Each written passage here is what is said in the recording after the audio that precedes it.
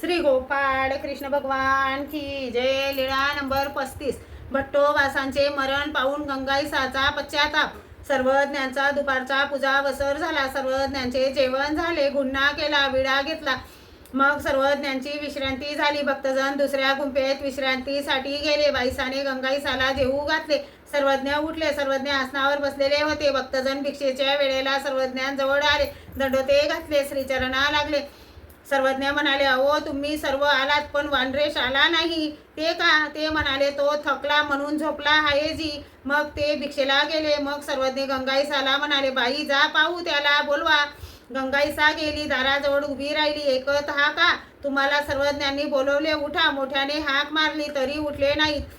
मग सर्वज्ञांपुढे सांगितले, जी ते उठत नाहीत. सर्वज्ञ म्हणाले, जा पाहू थापटून उठवा. मग आत गेली. उठा म्हणून हात लावला तेव्हा अंग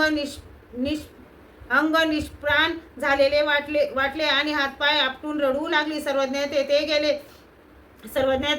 सर्वज्ञ म्हणाले, हे काय बाई, तुम्ही आता पावेतो असे म्हणत होत्या. मेला असता तर बरे झाले असते. मग आता रडता कशाला?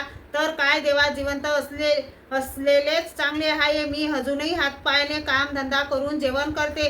चार चौघीत सौभाग्यवती म्हणून उठते बसते. परंतु काय करू जी? धन संपत्ती नाही, बाप नाही, भाऊ नाही, कोणीच नाही जी, असे म्हणून दुःख करायला लागली. सर्वज्ञ म्हणाले, आम्ही नाही का? दुःख करू नका. काय करू जी?